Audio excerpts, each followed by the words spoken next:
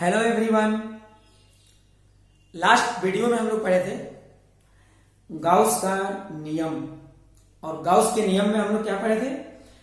सबसे पहली बात पढ़े थे हम लोग गाउस के नियम का प्रयोग जब कभी होगा किसी बंद सतह के लिए होगा।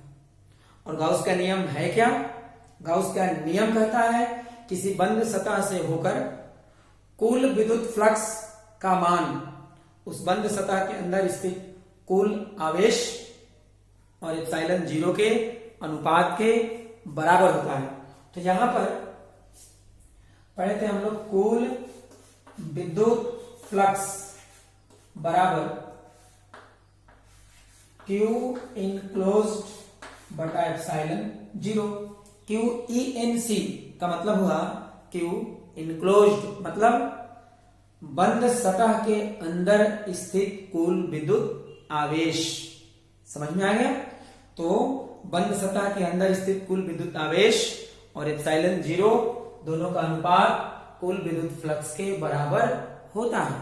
तो देखिए, यह था गाउस का नियम। आज हम लोग को पढ़ना है, इस वीडियो में हम लोग पढ़ेंगे कि गाउस के नियम के अनुप्रयोग क्या है, मतलब कहां हम लोग गाउस के नियम का प्रयोग करेंगे। हम लोग जब विद्युत क्षेत्र पढ़े थे तो बिंदु आवेश के कारण किसी बिंदु पर विद्युत क्षेत्र का कैलकुलेशन करना सीखे थे। एक बिंदु आवेश के कारण, एक से अधिक बिंदु आवेश के कारण, विद्युत द्विध्रुव के कारण। लेकिन आज हम लोग पढ़ेंगे विद्युत आवेश के सतत वितरण के कारण किसी बिंदु पर विद्युत क्षेत्र का कैलकुलेशन। तो ऐसा नहीं है कि हम लोग पहले जो विद्युत क्षेत्र निकालने का नियम पढ़े थे उसके अनुसार भी हम लोग आवेशों के सतत वितरण के कारण विद्युत क्षेत्र कैलकुलेशन कर सकते हैं। लेकिन कैलकुलेशन में कैलकुलस का यूज करना होगा, थोड़ा कॉम्प्लिकेटेड होगा। अगर आवेशों के सतत वितरण के कारण आसानी से विद्युत क्षेत्र का कैलकुलेशन करना हो तो यहां हम लोगों को गाउस के नियम का प्रयोग करना पड़ेगा। ठीक है, तो पहला जो अनुप्रयोग है, समान रूप से आवेशित किसी पतले खोखले गोले के कारण किसी बिंदु पर उत्पन्न विद्युत क्षेत्र की गणना।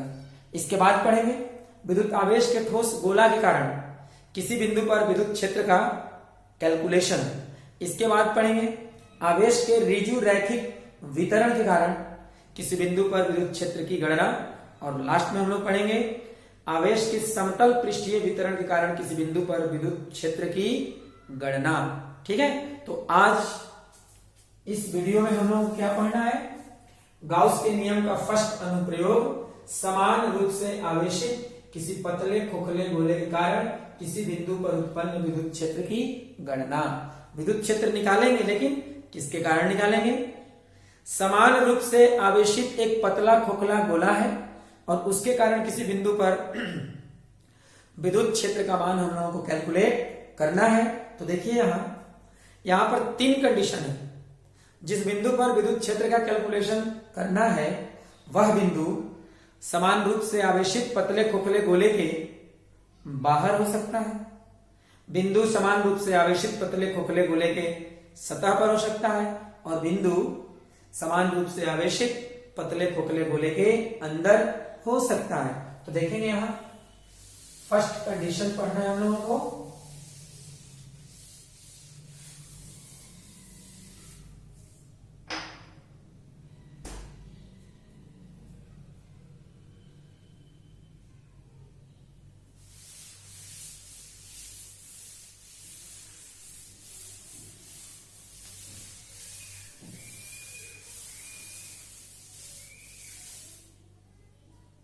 तो यहां जो है पहला जो कंडीशन है, फर्स्ट जो केस है,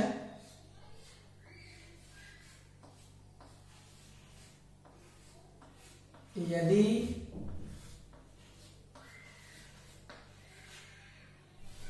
बिंदु समान रूप से आवेशित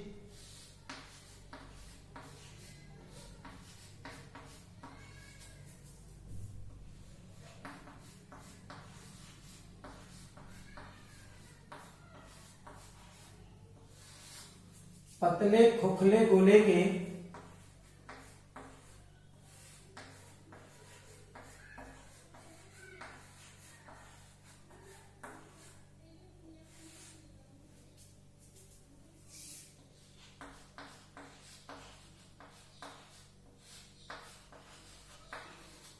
बाहर स्थित हो।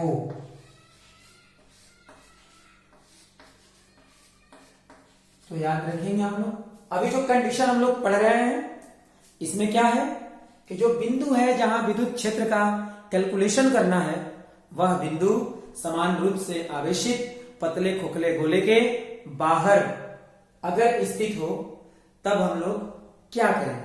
तो देखिए आप लोग यहां पर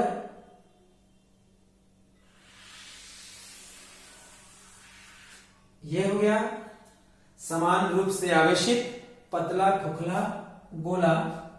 इस पर यहां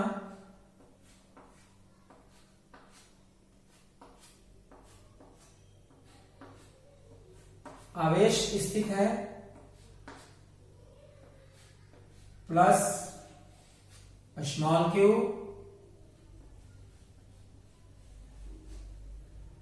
और यहां समान रूप से आवेशित पतले खोखले गोले की त्रिज्या कैपिटल आर है। यहां से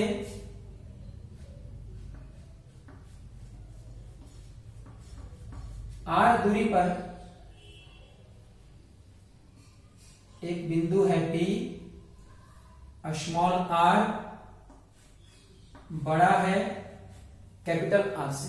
मतलब पी बिंदु बाहर में है ना, तो गोला के केंद्र से पी बिंदु की जो दूरी है वो गोला की त्रिज्या से क्या होगी, बड़ी होगी। और हम लोगों को क्या करना है, यहां पर विद्युत क्षेत्र निकालना है, लेकिन किसके प्रयोग से, गाउस के नियम के प्रयोग से। तो आप लोग को जानते हैं गाउस के नियम का प्रयोग कभी भी करना हो तो क्या करना होगा, सबसे पहले हम लोग बनाएंगे गौसीय सतह। अब देखना है यहां गौसीय सतह किस आकार का लेंगे हम लोग, गौसीय सतह का आकार कैसा होना चाहिए। तो देखिए अगर आवेश बिंदु आवेश हो या आवेश का ठोस गोला हो या समान रूप से आवेशित पतला खोखला गोला हो, इन तीनों कंडीशन में हम लोग जो गौसीय सतह लेते हैं वो गोलीय गौसीय सतह लेते हैं। ठीक है, तो यहां भी हम लोग क्या लेंगे, गोलीय गौसीय सतह।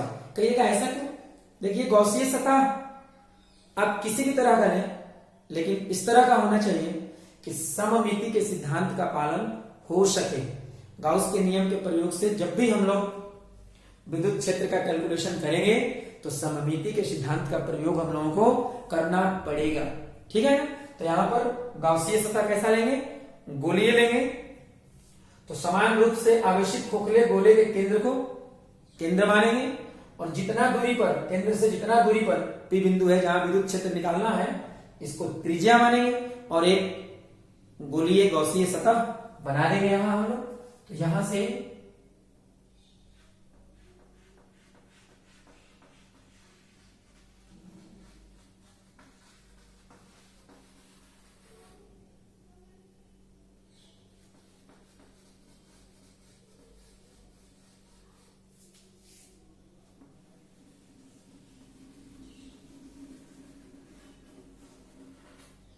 देखिए तो ये हो गया गोलीय गौसीय सतह।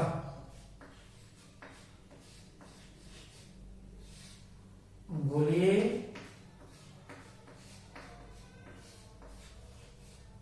गौसीय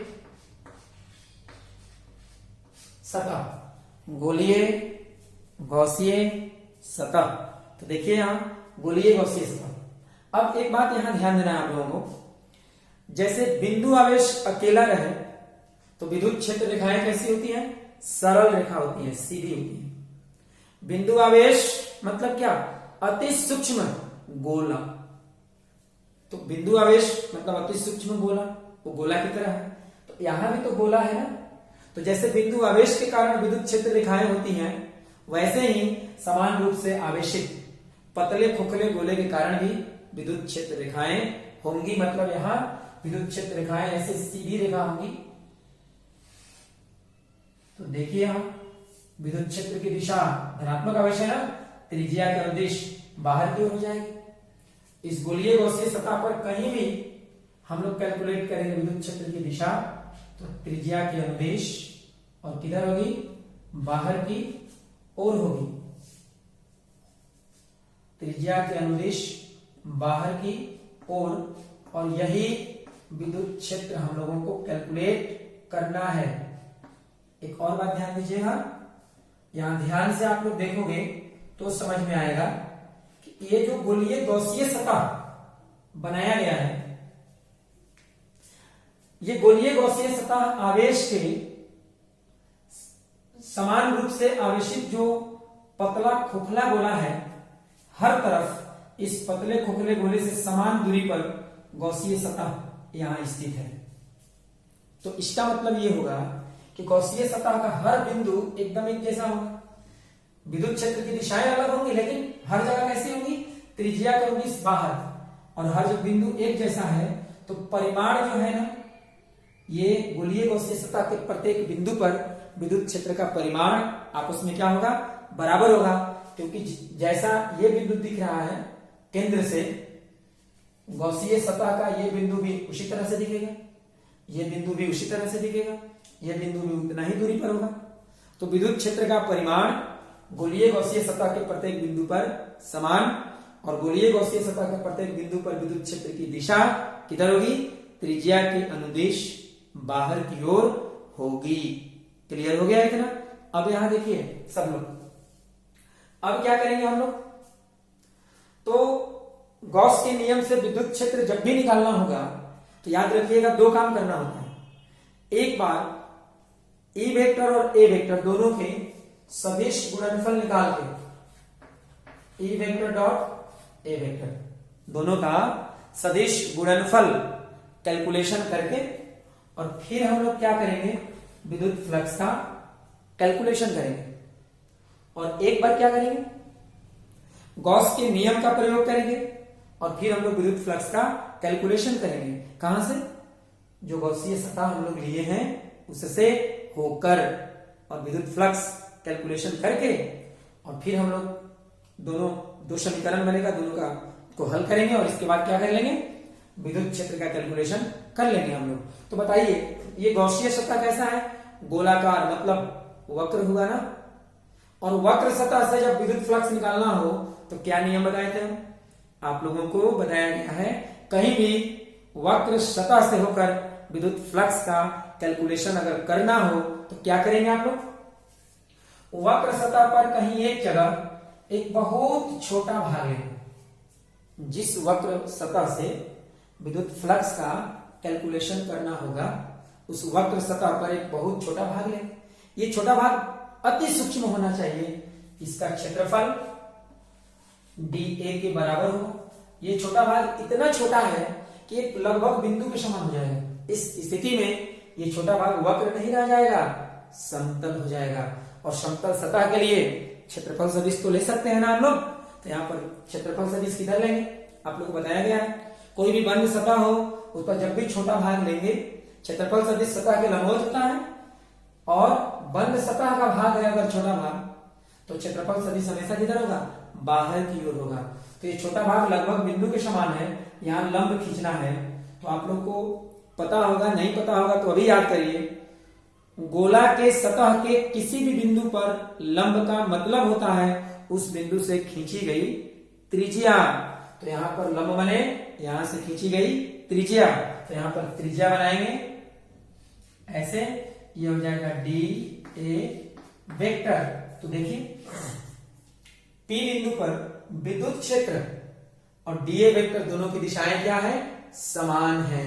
उसी तरह से यहां पर भी निकालेंगे तो विद्युत क्षेत्र और डीए वेक्टर की दिशा क्या होगा, समान। मतलब गोलीय गॉसियन सतह के प्रत्येक बिंदु पर विद्युत क्षेत्र और क्षेत्रफल सदिश डीए वेक्टर की दिशा आपस में क्या रहेगी, बराबर, तो दोनों के बीच कोण कितना बनेगा, 0 डिग्री का बनेगा। तो अब हम लोग क्या करेंगे, पहले अब यहां गोलीय गौसीय सतह से होकर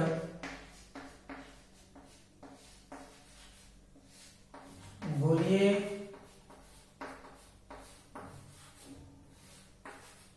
गौसीय सतह से होकर गोलीय गौसीय सतह से होकर कुल विद्युत फ्लक्स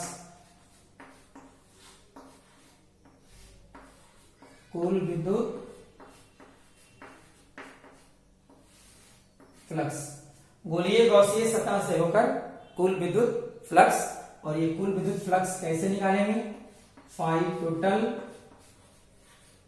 इक्वल टू, देखिए ई वेक्टर डॉट, अगर हम लोग डीए वेक्टर करते हैं तो विद्युत फ्लक्स इस छोटे भाग से आएगा, और अगर समाकलन कर दें तो पूरे गोलीय गौसीय सतह के लिए हो जाएगा। और गोलीय गौसीय सतह ये तो बंद सतह है ना, तो आप लोगों को तो पढ़ाए हैं, बंद सतह से जब भी विद्युत फ्लक्स का कैलकुलेशन आप लोग करेंगे तो समाकलन के चिन्ह पर एक वृत्त बना देंगे। कभी भी बंद सतह से विद्युत फ्लक्स निकालेंगे, समाकलन करेंगे तो समाकलन के चिन्ह पर वृत्त बनाएंगे। ये वृत्त बताएगा कि समाकलन किसके लिए हो रहा है, बंद सतह के लिए हो रहा है। तो अब देखिए यहां फाई टोटल बराबर E into D into cos 0 degree, अदिश गुणनफल ए वेक्टर का मॉड इंटू डीए वेक्टर का मॉड इंटू कॉस थीटा होगा ना, थीटा ई वेक्टर और डीए वेक्टर के बीच का कोण है, दोनों की दिशा समान है, तो कोण कितना हो जाएगा, 0 डिग्री होगा। और फिर यहां देखिए phi total equal to E, constant को बाहर करेंगे, इंटू डीए इंटू 1, फिर यहां देखेंगे फाई टोटल ई इंटू, देखिए डीए ये छोटे भाग का क्षेत्रफल है, बस इतने का, और समाकलन करेंगे तो पूरा गोलीय गौसीय सतह के लिए समाकलन करना है। तो जब डीए माने क्षेत्रफल का समाकलन करेंगे तो पूरा क्षेत्रफल मिलेगा, किसका, गोलीय गौसीय सतह के लिए। तो गोले के सतह का क्षेत्रफल क्या होता है, 4 पाई आर स्क्वायर, जहां आर गोलीय गौसीय सतह की त्रिज्या है, मतलब ओ बिंदु केंद्र से पी बिंदु की दूरी है। तो यहां लिखना होगा 4 पाई आर स्क्वायर, यहां मानेंगे समीकरण 1। और जब इतना हो गया तो अब क्या करेंगे हम लोग, अब हम लोग क्या करेंगे, देखिए तो अब क्या करेंगे हम लोग, अब यहां हम लोग करेंगे क्या, इस बंद गोलीय गौसीय सतह से होकर पुनः हम लोग कुल विद्युत फ्लक्स निकालेंगे, लेकिन इस बार गाउस के नियम का प्रयोग करते हुए, गाउस के नियम का प्रयोग करेंगे और कैलकुलेशन करेंगे। तो देखिए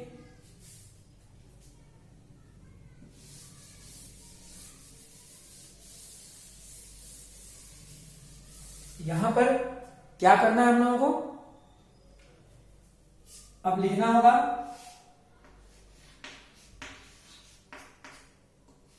गाउस के नियम के प्रयोग से, गाउस के नियम के प्रयोग से, तो यहां पर गाउस के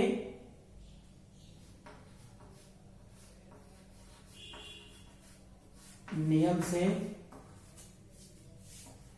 गोलीय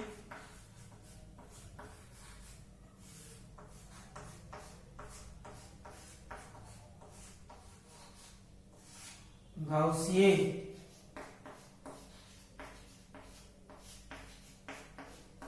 सतह से होकर कुल विद्युत फ्लक्स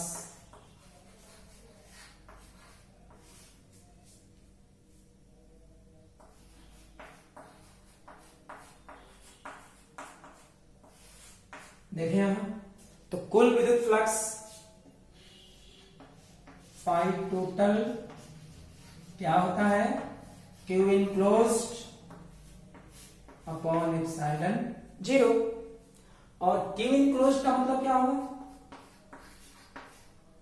फाई टोटल, ध्यान देंगे आप लोग, क्यू इनक्लोज्ड मतलब जो गॉसीय सतह है उसके अंदर स्थित कुल विद्युत आवेश। तो गॉसीय सतह के अंदर में कितना आवेश है, स्मॉल क्यू आवेश है। तो यहां हो जाएगा small Q divided by epsilon 0, समीकरण 2। अब क्या करेंगे हम लोग, समीकरण 1 और समीकरण 2 का प्रयोग करेंगे। तो देखिए समीकरण 1 का बायां पक्ष भी है फाई टोटल और समीकरण 2 का बायां पक्ष भी क्या है, फाई टोटल। तो दोनों इक्वल हो जाएगा ना। तो अब यहां हो जाएगा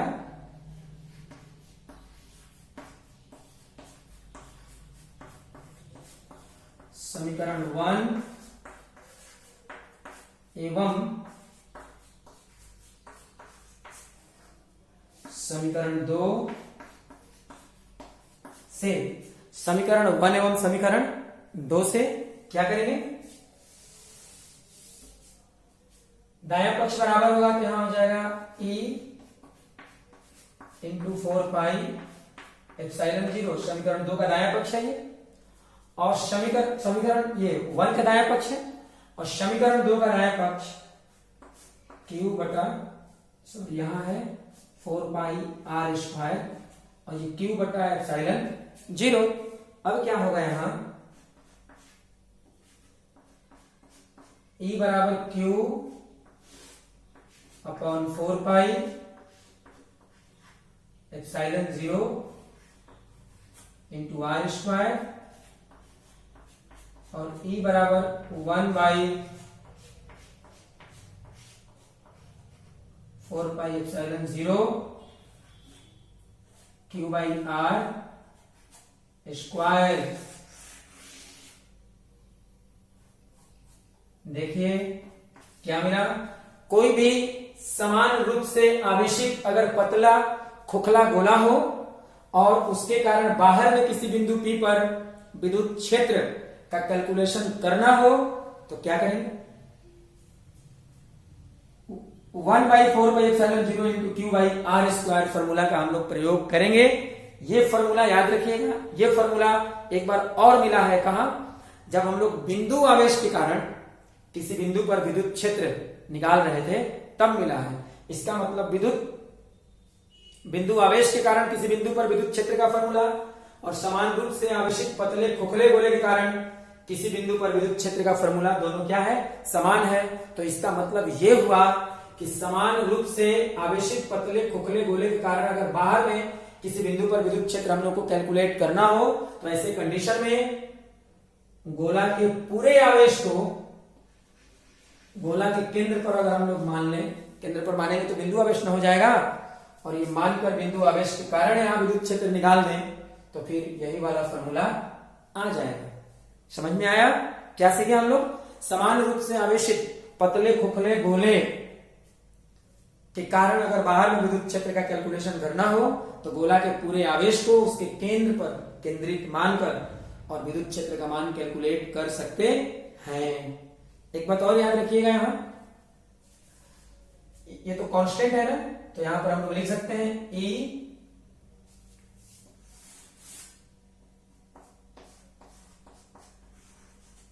व्युत्क्रमानुपाती R स्क्वायर, मतलब गोला के बाहर में अगर विद्युत क्षेत्र निकालना हो तो विद्युत क्षेत्र का जो परिमाण है दूरी के वर्ग के व्युत्क्रम के बराबर होता है। व्युत्क्रम के बराबर का मतलब यह हुआ कि दूरी जितना ही अधिक विद्युत क्षेत्र का परिमाण उतना ही कम, और दूरी जितना ही कम विद्युत क्षेत्र का परिमाण उतना ही अधिक। आप खोखले गोला अगर आवेशित हो तो जितना ही अधिक दूरी पर जाएंगे विद्युत क्षेत्र का मान घटते जाएगा, और उसके जितना ही नजदीक आएंगे विद्युत क्षेत्र का मान क्या होगा, बढ़ते जाएगा। एक और ध्यान दीजिएगा, यहाँ धनात्मक आवेश फैला हुआ है तब विद्युत क्षेत्र की दिशा त्रिज्या के अनुदिश बाहर की ओर है। अगर यहाँ ऋणात्मक आवेश होता तो विद्युत क्षेत्र की दिशा त्रिज्या के अनुदिश होती, लेकिन बाहर नहीं, किधर होती, अंदर की ओर होती। ठीक है। तो यहां हम लोग देखेंगे एक बात और।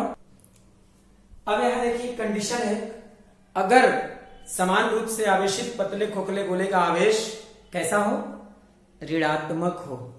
जो पतला खोखला गोला है उसका आवेश क्या होना चाहिए, ऋणात्मक। अब तक जो पढ़ रहे थे उसमें पतले खोखले गोले का आवेश जो है धनात्मक था। अब अगर पतले खोखले गोले का आवेश कैसा हो, ऋणात्मक हो, तब क्या करेंगे, जैसे देखिए आप लोग यहां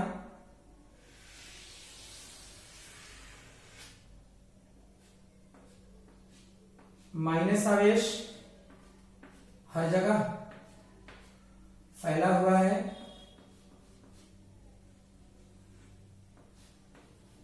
और बाहर में एक बिंदु है P, स्मॉल r बड़ा है कैपिटल R से। तो बताइए अगर यहां माइनस Q आवेश फैला हुआ है तो विद्युत क्षेत्र की दिशा यहां भी होगी, त्रिज्या के अनुदेश, लेकिन बाहर की ओर नहीं। किधर होगी, अंदर की ओर। कितना, ई वेक्टर, और ई वेक्टर का यह जो परिमाण होगा वही होगा 1/4 pi epsilon 0 into Q upon R square.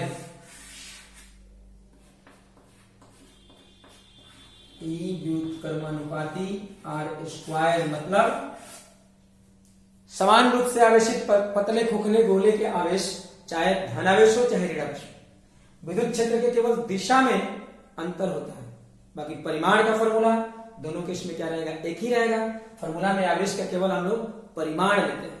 अब देखिए यहां पर एक और बात, अगर यहां P बिंदु बाहर ना हो के सतह पे चला जाए, तो बिंदु P अगर सतह पे रहे तो क्या होगा, सतह पे होने पर केंद्र से सतह की दूरी मतलब क्या, त्रिज्या। तो स्मॉल r का मान कितना हो जाएगा, त्रिज्या के बराबर। तो अब हम लोग पढ़ेंगे सेकंड केस। यहां हम लोग को देखना है, ये सेकंड कंडीशन है कि बिंदु कहां है, समान रूप से आवेशित पतले खोखले गोले के सतह पर है। जैसे देखेंगे यहां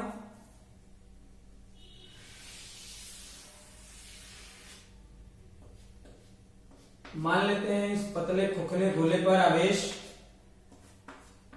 कितना फैला हुआ है, प्लस स्मॉल q, त्रिज्या इसकी हो गई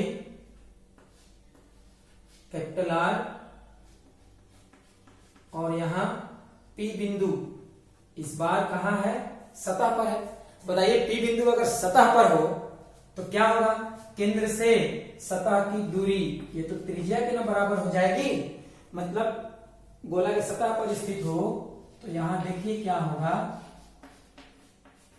अर्थात small r equal to capital R, और तब यहां बताइए धनात्मक आवेश है ना, तो विद्युत क्षेत्र की दिशा त्रिज्या के अनुदिश बाहर की ओर, यही निकालना है। तो E का फॉर्मूला होगा 1/4 pi epsilon 0 into Q upon R square. लेकिन यहां R कौन सा, केंद्र से P बिंदु की दूरी। तो केंद्र से P बिंदु की दूरी कितनी हो जाएगी, कैपिटल R स्क्वायर। याद रखिएगा इस फॉर्मूला का प्रयोग तब करना है जब आवेश कहां है, आवेश कहां रहेगा, सॉरी P बिंदु कहां रहेगा, समान रूप से आवेशित पतले खोखले गोले के कहां रहेगा, सतह पर रहेगा। क्लियर हो गया इतना। चलिए आप पढ़ेंगे हम लोग थर्ड केस। अब हम लोग पढ़ेंगे तीसरा और लास्ट कंडीशन क्या है, यदि बिंदु समान रूप से आवेशित पतले खोखले गोले के अंदर स्थित हो तब कैसे कैलकुलेशन करेंगे विद्युत क्षेत्र, ध्यान देंगे आप लोग। ये हो गया समान रूप से आवेशित पतला खोखला गोला, ध्यान से देखेंगे यहां, ये प्लस स्मॉल q, यहां त्रिज्या हो गई r,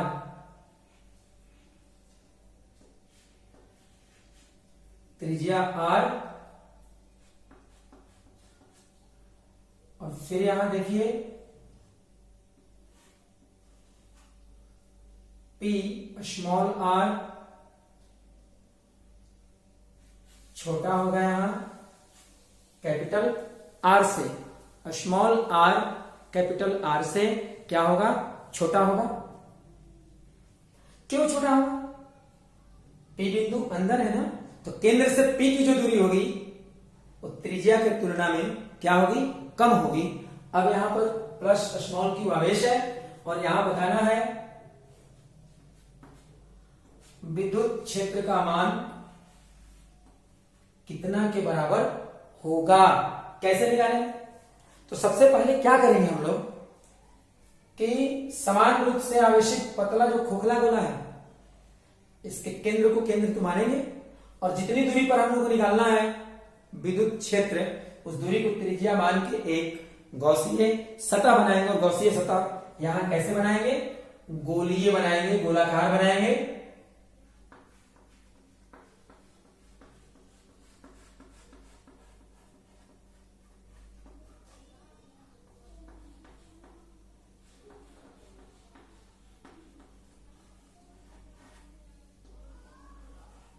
देखिए यहां बना लिए, इसे कहेंगे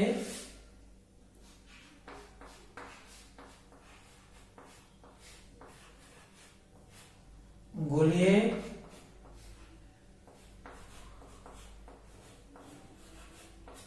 गौसीय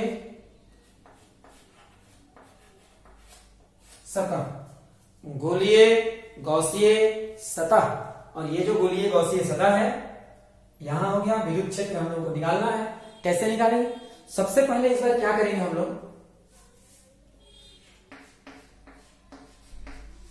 गॉस के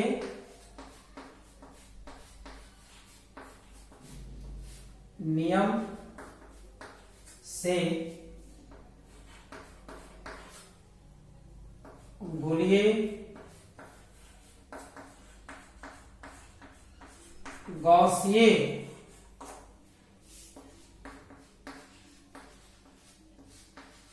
सतह से होकर कुल विद्युत फ्लक्स, कुल विद्युत फ्लक्स, देखिए तो कुल विद्युत फ्लक्स क्या होगा, फाई टोटल बराबर क्यू इनक्लोज्ड बटा एप्सिलॉन 0 और फाई टोटल इक्वल टू 0 बटा एप्सिलॉन 0 कहिएगा। कैसे? तो यहां जो गौसीय सतह बनाए हैं देख लीजिए, गौसीय सतह के बाहर में ना आवेश है, मतलब गौसीय सतह के अंदर में कोई आवेश नहीं है। और जब कोई आवेश नहीं है तो 0 और 0 में एप्सिलॉन 0 से भाग देंगे तो क्या आएगा, फाई टोटल इक्वल टू 0। यहां देखिए जो गौसीय सतह लिए हैं उससे होकर कुल विद्युत फ्लक्स का मान 0 के बराबर हो जाएगा। तो अब आप एक क्वेश्चन यहां करेंगे कि गौसीय सतह से कुल विद्युत फ्लक्स 0, कुल 0 का मतलब क्या हुआ, इस गौसीय सतह से कोई भी विद्युत क्षेत्र रेखा नहीं गुजरेगी। और विद्युत क्षेत्र रेखा कब नहीं गुजरेगी, जब विद्युत क्षेत्र रेखा रहेगी ही नहीं। और कब नहीं रहेगी, जब अंदर में विद्युत क्षेत्र नहीं होगा, क्योंकि जहां विद्युत क्षेत्र है वहां तो विद्युत क्षेत्र रेखा होगी। तो यहां कुल विद्युत फ्लक्स 0 मतलब कोई विद्युत क्षेत्र रेखा नहीं गुजरेगी, कोई विद्युत क्षेत्र रेखा नहीं गुजरेगी। तो विद्युत ये तब संभव है जब विद्युत क्षेत्र का मान क्या हो जाएगा, 0 के बराबर होगा। इसका मतलब ये हुआ कि समान रूप से आवेशित कोई भी पतला खोखला गोला हो तो उसके अंदर में प्रत्येक बिंदु पर कुल विद्युत फ्लक्स का मान 0 के बराबर होता है। ये ऑब्जेक्टिव में अक्सर 12th क्लास के एग्जाम में पूछा जाता है, इसलिए आप लोग याद रखेंगे। क्या याद रखना है, समान रूप से आवेशित पतले खोखले गोले के कारण उसके अंदर किसी बिंदु पर विद्युत क्षेत्र का मान 0 के बराबर होता है। तो यहां हम लोग को लिखना चाहिए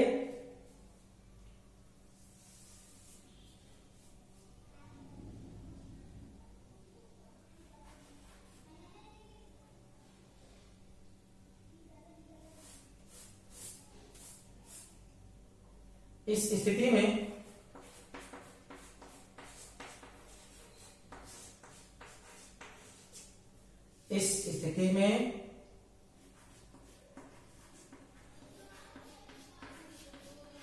गोलीय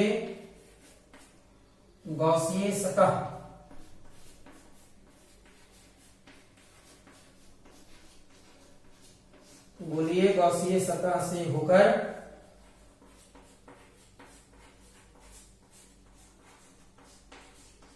कोई भी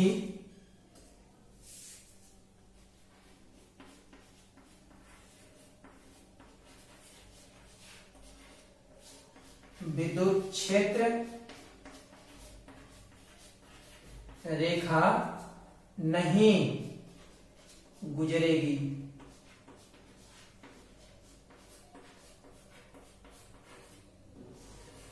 अब बताइए, यह तब ही संभव है जब समान रूप से आवेशित पतले खोखले गोले के अंदर विद्युत क्षेत्र का मान 0 के बराबर होगा। तो लिखना होगा यह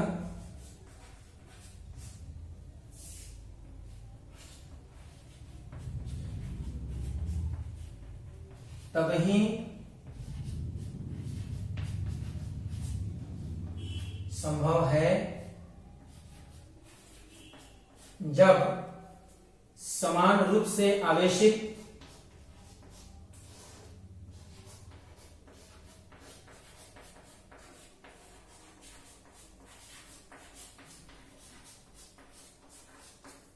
पतले खोखले गोले के अंदर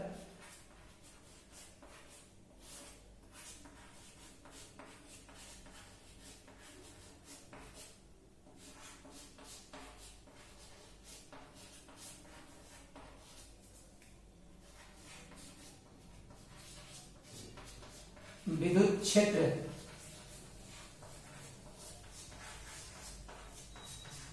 क्या होगा? विद्युत क्षेत्र 0 के बराबर होगा।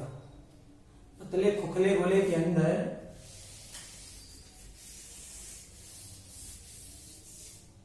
यहां से देखिए विद्युत क्षेत्र यहां लिखना होगा 0 के बराबर